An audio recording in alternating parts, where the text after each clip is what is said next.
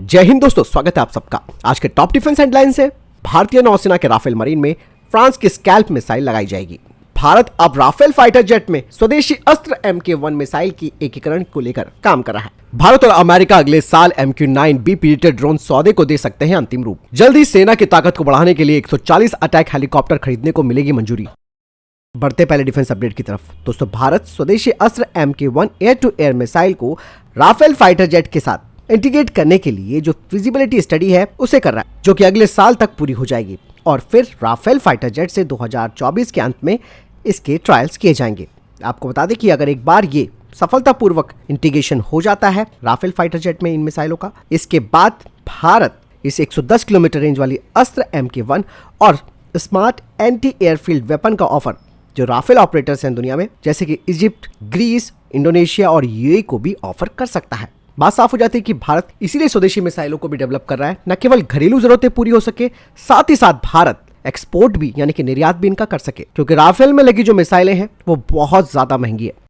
दोस्तों, कावेरी इंजन को लेकर एक बड़ा अपडेट सामने आ रहा है। दरअसल LCA तेजस फाइटर जेट में कावेरी इंजन के इंटीग्रेशन के लिए तकनीकी सहायता प्रदान करने के लिए अकाउस्टिक इंडिया प्राइवेट लिमिटेड को सीनियर डोमेन एक्सपर्ट के रूप में चुना गया है, जिसकी टाइमलाइन है 2 सालों की। यानी कि भारत ने कावेरी इंजन को तेजस फाइटर जेट पर लगाने का जो काम है वो काफी तेजी से शुरू कर दिया है। इसीलिए तकनीकी सहायता प्रदान करने के लिए एक प्राइवेट कंपनी को चुना गया है, जो कि 2 साल के अंदर इस पूरे प्रक्रिया को अंजाम देगी। एक बड़ी खबर दोस्तों। चलिए बढ़ते नेक्स्ट अपडेट की तरफ। एरोनॉटिकल डेवलपमेंट एजेंसी ने कहा है कि वो नेवल तेजस प्रोटोटाइप का इस्तेमाल करेगी अपने मैन्ड और अनमैन्ड टीमिंग कॉन्सेप्ट में, और इसका डेमोन्स्ट्रेशन 2025 में होगा, जिनमें कि इन्हें एक फॉर्मेशन में उड़ाया जाएगा। इसके अलावा इनसे इंफॉर्मेशन शेयरिंग का डेमोन्स्ट्रेशन करवाया जाएगा। साथ ही साथ ये ऑटोनोमस रूप से स्ट्राइक मिशंस को भी एग्जीक्यूट करेंगे। यही नहीं, मिशन पूरा होने के बाद इन्हें रिकवर भी किया जा सकेगा। अगर ये डेमोन्स्ट्रेशन सफल हो जाता है तो भारतीय नौसेना के लिए बनने वाले TEDPF और जो भारतीय वायुसेना के लिए AMC बन रहा है उनके साथ इन्हें इंटीग्रेट किया जाएगा। बढ़ते अगले अपडेट की तरफ, जो कि राफेल फाइटर जेट को लेकर ही आ रही है। दरअसल भारत और फ्रांस भारतीय नौसेना को मिलने वाले 26 राफेल मरीन फाइटर जेट के वेपन पैकेज को लेकर बातचीत कर रहे हैं, जिसमें कि नेगोशिएशन की प्रक्रिया चल रही है। बता दें कि इन फाइटर जेट्स में मिट्योर एयर टू एयर और AM-39X एक्सोसेट सी स्कीम में एंटी शिप मिसाइल लगकर तो आएगी। साथ ही फ्रांस ने अब scalp air launch cruise missile का भी ऑफर किया है, जो कि भारतीय वायुसेना के राफेल एयरक्राफ्ट के साथ ऑलरेडी डिप्लॉय है। बता दें कि इस मिसाइल की रेंज 560 किलोमीटर है और इसे इस तरीके से डिजाइन किया गया है कि ये दुश्मनों के हाई वैल्यू टारगेट्स को खत्म कर सकती है। इसके अलावा ये दुश्मनों के क्षेत्र में गहराई तक जाकर उनके जो टारगेट्स हैं उन्हें नष्ट कर सकती है। चलिए बढ़ते नेक्स्ट अपडेट की तरफ। दोस्तों, चाइना आप सब जानते हैं कि अपनी नेवल पावर को लगातार बढ़ा रहा है। ऐसे में खबर सामने आई है कि चाइना ने इलेक्ट्रोमैग्नेटिक कैटापल्ट सिस्टम का टेस्ट किया है अपने तीसरे और most advance Fujian super carrier aircraft carrier से, जिसका डिस्प्लेसमेंट 80,000 टन का है। बता दें कि चाइना का ये विमान वाहक पोत यानी कि एयरक्राफ्ट कैरियर बड़े और भारी जो फिक्स्ड विंग एयरक्राफ्ट हैं उन्हें ऑपरेट कर सकता है, जिनकी बढ़ी हुई रेंज भी होगी और वेपन लोड भी वो ज्यादा ले जा सकते हैं। चाइना तीसरे एयरक्राफ्ट कैरियर को 2025 में लॉन्च कर सकता है। बढ़ते नेक्स्ट अपडेट की तरफ। दोस्तों, रक्षा मंत्री राजनाथ सिंह की अध्यक्षता में जो DAC है वो 30 नवंबर को 140 अटैक हेलीकॉप्टर खरीदने की मंजूरी दे सकती है, और ये सौदा कुल मिलाकर 45,000 करोड़ रुपए का होगा, जिसमें कि भारतीय सेना को करीबन 90 और वायुसेना को 55 हेलीकॉप्टर मिलेंगे। और यह हेलीकॉप्टर प्रचंड है, जिसमें कि 20 mm की कैलिबर गन है और इसमें 70 mm के रॉकेट लगे। ये हवा से हवा और हवा से जमीन पर मार करने वाली जो मिसाइलें हैं उनसे भी लैस है, जो कि दुश्मनों के बंकर, टैंक और इवन ड्रोन तक को भी खत्म कर सकता है। इस हेलीकॉप्टर को विशेष तौर पर दोस्तों उभरती हुई चुनौतियों से निपटने के लिए तैयार किया गया है। यह हेलीकॉप्टर रेगिस्तान से लेकर सियाचिन और पूर्वी लद्दाख में भी आसानी से ऑपरेट हो सकता है। चलिए बढ़ते नेक्स्ट अपडेट की तरफ। खबरें आ रही है कि भारत और अगले साल मार्च के महीने तक 31 MQ-9B पीडिएटर जो आर्म ड्रोन्स है उनकी खरीद को लेकर एग्रीमेंट साइन कर सकते हैं। कहा जा रहा है कि अमेरिकी कांग्रेस की तरफ से अगले कुछ हफ्तों में इनकी आपूर्ति के लिए मंजूरी मिल जाएगी। लेकिन दोस्तों, यहाँ पे हाल ही में मैंने आपको डिफेंस अपडेट्स में बताया था कि अमेरिका के जो लॉ मेकर्स हैं उन्होंने कहा है कि भारत को ये ड्रोन्स नहीं दिए जाने चाहिए, जिसके पीछे उन्होंने मानव अधिकारों के उल्लंघन का हवाला दिया। अभी भी इस डील को लेकर यह कहा जा रहा है कि अगले साल मार्च तक ये डील साइन हो सकती है, यानी कि हमें अमेरिका के ही बातों के हिसाब से अपने आप को मैनेज करना होगा। इससे आप समझ सकते हैं कि ज्यादा किसी देश पर डिपेंड होना कहीं ना कहीं दोस्तों भविष्य में चुनौती दे सकता है। चलिए बढ़ते अगले अपडेट की तरफ। दोस्तों प्रोजेक्ट 15B गाइडेड मिसाइल का जो तीसरा stealth destroyer the crest of yard Imphal का कल अनावरण किया जाएगा और रक्षा मंत्री राजनाथ सिंह इस दौरान मौजूद रहेंगे।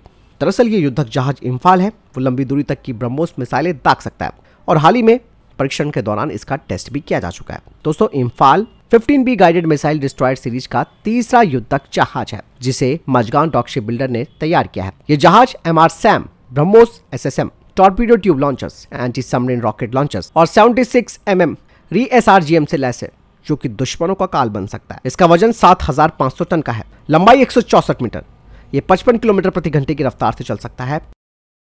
चलिए बढ़ते नेक्स्ट अपडेट की तरफ।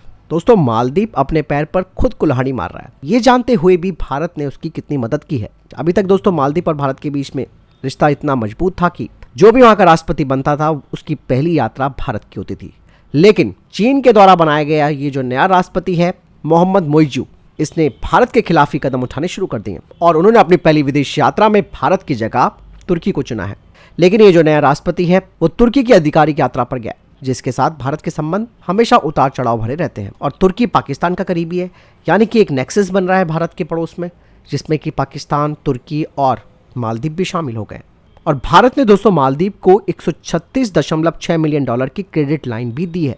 एक चीज और यहाँ पर मैं आपको बताना चाहूंगा कि केवल मालदीव के राष्ट्रपति ने ये काम नहीं किया, इससे पहले जो नेपाल के प्रधानमंत्री प्रचंड, वो जब पहली बार प्रधानमंत्री के रूप में चुने गए तब उन्होंने भारत का दौरा नहीं किया, बजाय इसके वो चाइना गए। आप देख रहे हैं दोस्तों हमारे पड़ोसियों की क्या हालत है। अगर हम चाइना की तरह इनरोचमेंट वाली पॉलिसी करते तो ये लोग गिड़गिड़ा रहे होते, साफ बात मैं आपको कहना चाहूंगा। लेकिन हमारी विदेश नीति और जो हमारा वसुदेव कुटुंब का जो हमारा नारा है उसे देखते हुए भारत ने तो कभी इस तरीके का ख्याल रखा ही नहीं। लेकिन सर चढ़ते हुए ये जो देश है, चाहे आप उसमें नेपाल को जोड़ लो या फिर आप श्रीलंका को जोड़ लो, इसके अलावा मालदीव को जोड़ लो, ये कहीं ना कहीं भारत को ताव दिखाने की कोशिश कर रहे हैं। बहरहाल आपको क्या लगता है इस बारे में कमेंट सेक्शन में लिखकर जरूर बताइएगा, मामला गंभीर है इसीलिए। चलिए बढ़ते नेक्स्ट अपडेट की तरफ। दोस्तों पाकिस्तान अब अपने सहयोगी देश तुर्की से anti tank guided weapon system को खरीदने की प्रक्रिया शुरू कर चुका है। पाकिस्तानी मीडिया की तरफ से कहा गया है कि पाकिस्तान तुर्की हथियार निर्माता रॉकेटसन के साथ ATZW के को प्रोडक्शन यानी कि सह उत्पादन पर भी विचार कर रहा है। आपको बता दें कि दुश्मनों के टैंक और बख्तरबंद वाहनों को खत्म करने के लिए डिजाइन की गई anti tank guided weapon system या ये मिसाइलें छोटी, मध्यम या फिर लंबी दूरी की भी हो सकती हैं। तुर्की की कंपनी रेगिस्टन anti tank guided weapon system की एक सीरीज बनाती है जिसमें कि मैन पोर्टेबल कारों, एक इमेजिंग इंफ्रारेड सीकर के साथ छोटी दूरी की फायर एंड फॉरगेट वाली जो एंटी टैंक गाइडेड मिसाइलें हैं वो भी शामिल है। तुर्की की ये जो कंपनी है वो एक लंबी दूरी की एंटी टैंक मिसाइलें भी बनाती है जो कि मुख्य रूप से हेलीकॉप्टरों के साथ इंटीग्रेट करने के लिए तैयार की गई हैं। आप सब जानते हैं कि पाकिस्तान के चाइना के बाद तुर्की के साथ रक्षा संबंध मजबूत रहे हैं। दोनों देशों ने हाल ही के वर्षों में फाइटर जेट और मिसाइलों के को डेवलपमेंट को लेकर घनिष्ठ सैन्य संबंध भी बनाए हैं। इवन एक चीज मैं आपको बता दूं कि पाकिस्तान तुर्की एरोस्पेस इंडस्ट्रीज का जो 5वीं पीढ़ी का कान प्रोजेक्ट है यानी कि TFX जिसे कहा जाता है उसमें भी शामिल होने को तैयार है। और तुर्की लगातार दोस्तों अपने 5वीं पीढ़ी के फाइटर जेट की पहली उड़ान की तैयारी कर रहा है। यानी तुर्की ने अपने कई ड्रोन्स पाकिस्तान को दिए हैं जिसमें कि बायराकटर TB2, बायराकटर एकेंसी और बायराकटर TB3 हैं। तो समझिए दोस्तों हथियारों का जखीरा पाकिस्तान हमारे पड़ोस में खड़ा कर रहा है। चलिए बढ़ते नेक्स्ट अपडेट की तरफ। सूरतगढ़ सैन्य स्टेशन पर भारतीय सेना और रॉयल साउदी लैंड फोर्स के प्रतिनिधिमंडल के बीच एक संयुक्त अंतिम योजना का सम्मेलन आयोजित किया गया। दोनों सेनाओं के बीच जनवरी और फरवरी 2024 में होने वाले संयुक्त प्रशिक्षण अभ्यास की तैयारियां चल रही है। सम्मेलन के दौरान एजेंडा पॉइंट्स पर चर्चा की गई और दोनों सेनाओं के प्रतिनिधियों के द्वारा अभ्यास के सुचारू संचालन के लिए प्रोटोकॉल पर हस्ताक्षर किए गए। सम्मेलन से पहले प्रशिक्षण क्षेत्र का संयुक्त दौरा किया गया जहां ये अभ्यास होना है। फिलहाल ये तभी तक के टॉप डिफेंस और स्पेस अपडेट्स। वीडियो के संबंध में कोई प्रश्न जवाब या आपको कोई सवाल है कमेंट सेक्शन में लिखकर जरूर पूछ सकते हैं। साथ ही वीडियो को लाइक भी कीजिएगा और शेयर भी कीजिएगा और चैनल सब्सक्राइब करना ना भूलिएगा। जय हिंद, वंदे मातरम।